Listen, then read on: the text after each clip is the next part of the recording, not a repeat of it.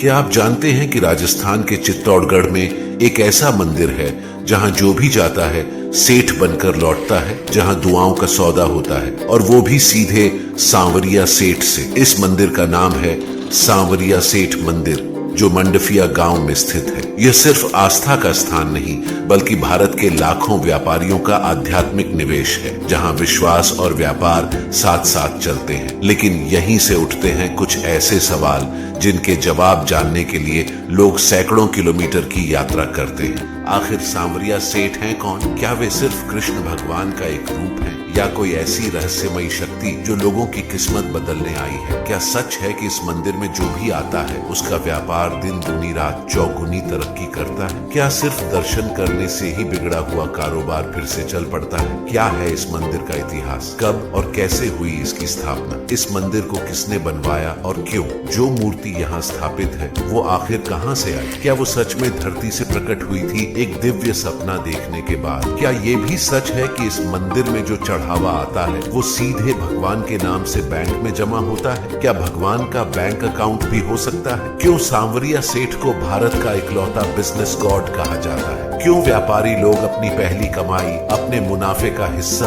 और यहाँ तक कि कंपनी की रजिस्ट्री तक इनसे आशीर्वाद लिए बिना नहीं करते? क्यों हर साल लाखों श्रद्धालु यहाँ आते हैं, सिर्फ दर्शन करने नहीं बल्कि भाग्य बदलवाने के लिए? और सबसे बड़ा सवाल, इस मंदिर में जो करोड़ों रुपए का चढ़ावा आता है वो कहाँ जाता है? कौन करता है उसका उपयोग? क्या वो पैसा समाज सेवा में लगता है, या फिर क्या ये भी महज इत्तेफाक है कि इस मंदिर की नींव 3 अलग अलग लोगों को एक ही रात में एक ही सपना आने के बाद रखी गई थी? क्यों यहाँ हर वर्ग, हर उम्र और हर व्यवसाय के लोग आते हैं सिर्फ अपने जीवन का भाग्य बदलवाने? इन तमाम सवालों के जवाब जानने के लिए हमारे साथ इस यात्रा में अंत तक बने रहिए, क्योंकि हो सकता है अगली बार जब आप अपने सपनों की शुरुआत करें तो कोई और नहीं, सांवरिया सेठ आपके साथ खड़े हो। तो साथियों, इस वीडियो की शुरुआत में हम श्री सांवरिया सेठ के चरणों में एक प्रार्थना करते हैं कि हे श्री सांवरिया सेठ, आज जो भी इस वीडियो को लाइक करेंगे, सब्सक्राइब करेंगे और कमेंट में जय श्री सांवरिया सेठ लिखेंगे, उनकी जिंदगी में हर कार्य में सफलता मिले, उनका व्यापार तरक्की करे और उनके घर में कभी कोई कमी न हो। अगर आप इस वीडियो को अंत तक देखेंगे तो श्री सांवरिया सेठ का आशीर्वाद आपके साथ होगा। जय श्री सांवरिया सेठ। सांवरिया सेठ यह नाम केवल एक देवता का नहीं बल्कि विश्वास, सफलता और कृपा की जीवंत प्रतीक का है। ये स्वरूप भगवान श्री कृष्ण के उस अनुपम सांवले और आकर्षक रूप का है जो राजस्थान के चित्तौड़गढ़ जिले के मंडफिया गांव में एक चमत्कारी ढंग से प्रकट हुए थे। लेकिन उन्हें सिर्फ भगवान नहीं, सेठ क्यों कहा गया? इसका उत्तर है आस्था और अनुभव की वह परंपरा जो अनगिनत भक्तों की जिंदगी का हिस्सा बन चुकी है। जब हजारों व्यापारियों और सामान्य जनों ने महसूस किया कि उनका व्यवसाय जो घाटे में था अचानक मुनाफे में बदल गया, जब कठिन हालात में भी उन्नति के मार्ग खुलने लगे, और ये सब हुआ सिर्फ इस संकल्प के बाद कि मेरी पहली कमाई सांवरिया सेठ की होगी, तब लोगों ने उन्हें अपने व्यापार का मालिक, भागीदार और संरक्षक मान लिया। तभी से उन्हें सेठ कहा जाने लगा।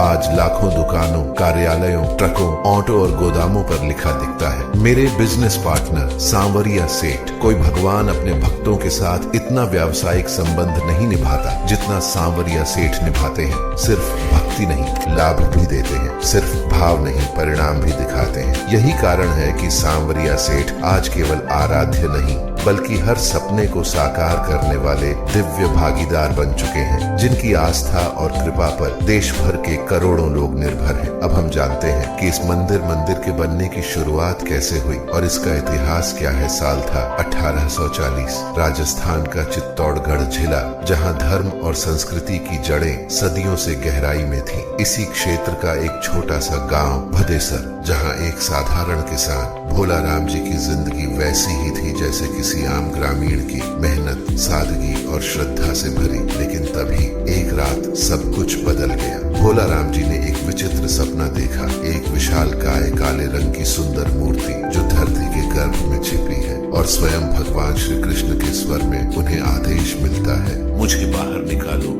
मैं तुम्हारे जीवन को और हजारों लोगों के भाग्य को बदलने आया हूँ। पहले तो भोला राम जी ने इसे एक सामान्य सपना समझा, लेकिन जब उसी रात उसी गांव के दो और लोगों हरिराम जी और गोपीलाल जी ने ठीक वैसा ही सपना देखा तो गांव में हलचल मच गई। 3 लोगों को एक ही रात में एक जैसी दिव्य अनुभूति, क्या यह संयोग था या कोई ईश्वरीय संकेत? सपनों में बताए गए स्थान पर खुदाई शुरू हुई और कुछ ही घंटों में एक चमत्कारिक घटना घटी। मिट्टी के भीतर से एक खूबसूरत गहरे श्याम वर्ण की भगवान श्री कृष्ण की मूर्ति प्रकट हुई। ये कोई साधारण मूर्ति नहीं थी, इसका स्वरूप अद्भुत था। मूर्ति की आंखों में करुणा थी, मुख पर मुस्कान और संपूर्ण रूप में एक दिव्य तेज जो वहां मौजूद हर व्यक्ति की आत्मा को छू गया। एक नहीं बल्कि एक के बाद एक कुल 3 दिव्य मूर्तियां धरती से प्रकट हुई। तीनों मूर्तियां श्याम वर्ण की थी, सभी भगवान श्री कृष्ण के स्वरूप में, लेकिन प्रत्येक का भाव और रूप थोड़ा थोड़ा अलग। और सबसे बड़ी बात, तीनों मूर्तियों का एक साथ प्रकट होना सिर्फ भारत में नहीं, दुनिया भर में एक अलौकिक घटना मानी जाती है।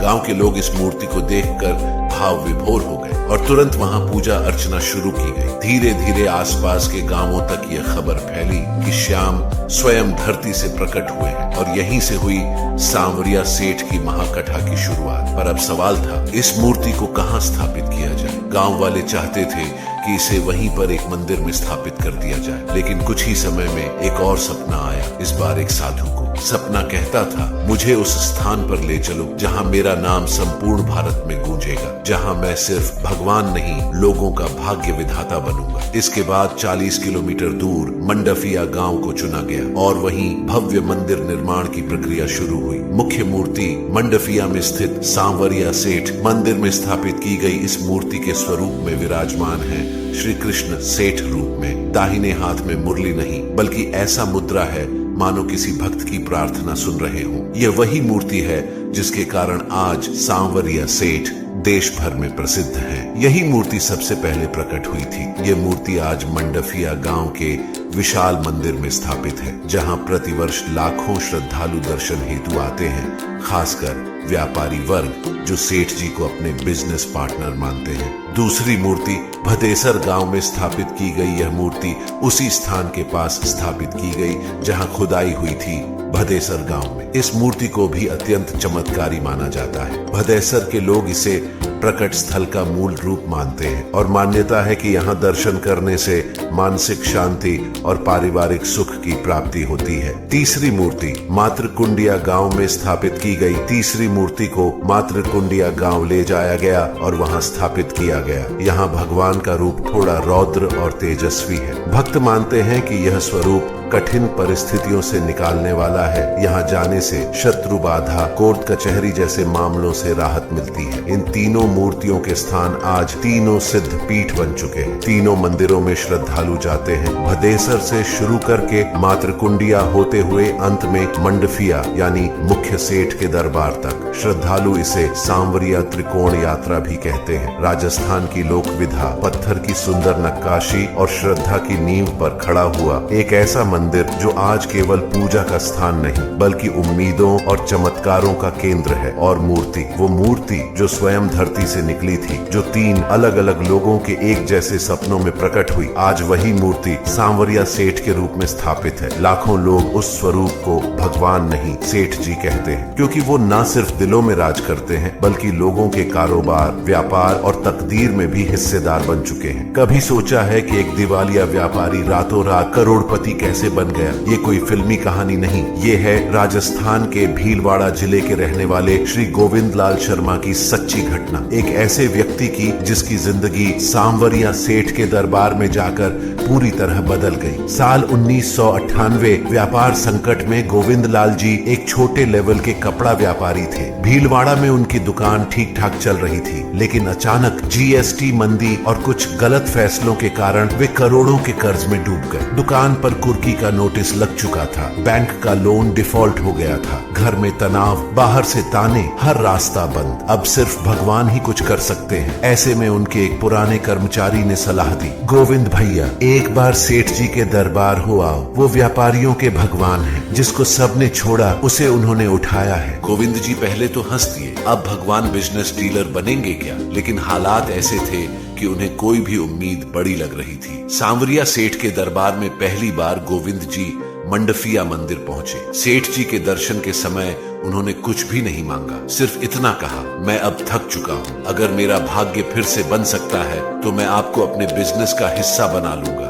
मेरी पहली कमाई हर साल आपकी होगी। उन्होंने मंदिर परिसर में ही 3 दिन का व्रत रखा। चौथे दिन जब वो वापस लौटे, उन्हें पता नहीं था कि उनकी जिंदगी की दिशा बदलने वाली है। चमत्कार या संयोग, वापस भीलवाड़ा लौटते ही उन्हें एक कॉल आया। एक पुराना ग्राहक जो 5 साल पहले विदेश चला गया था, उसने 1,25,00,000 रुपए का बल्क ऑर्डर दिया, बिना शर्त, बिना एडवांस के। गोविंद जी को समझ ही नहीं आया कि ये कैसे हुआ। महीने भर में उन्हें और 3 बड़े ग्राहक मिल गए। जिस दुकान पर ताला लगने वाला था, वहां अब 3 मंजिला शोरूम बनने की बात चल रही थी। सेठ जी अब मेरे बिजनेस पार्टनर हैं। आज गोविंद लाल जी हर साल अपने सालाना प्रॉफिट का 10% सांवरिया सेठ मंदिर ट्रस्ट को दान करते हैं। उन्होंने खुद स्वीकार किया, मैंने अपने जीवन में हर प्रकार का सहयोग मांगा, लेकिन सिर्फ एक ने मुझे उठाया, मेरे सेठ जी। उनका एक ही उसूल है, पहली कमाई सेठ की, बाकी बाद में मेरी। यह केवल एक कहानी नहीं, यह आस्था का दस्तावेज है। सांवरिया सेठ सिर्फ एक मंदिर नहीं, वो लाखों व्यापारियों के लिए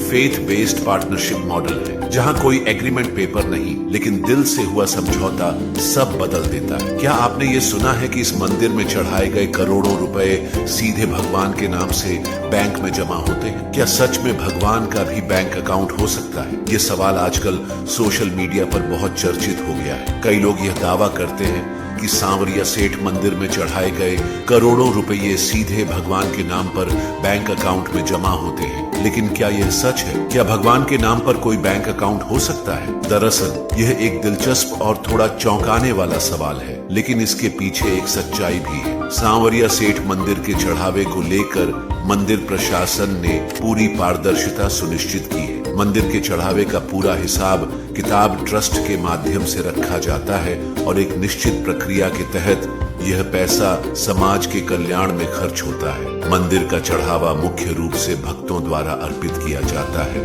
और यह ट्रस्ट के खाते में जमा होता है, जो कि एक रजिस्टर संस्था के तहत संचालित होता है। अब यदि हम बात करें भगवान के नाम पर बैंक अकाउंट की, तो दरअसल भगवान का नाम उस अकाउंट में होता है, क्योंकि अकाउंट उसी ट्रस्ट के नाम से खोला गया होता है जो भगवान की सेवा करता है। मंदिर के चढ़ावे से न सिर्फ मंदिर के संचालन का खर्च चलता है, बल्कि यह पैसे सामाजिक कल्याण कार्यों जैसे शिक्षा, स्वास्थ्य सेवाएं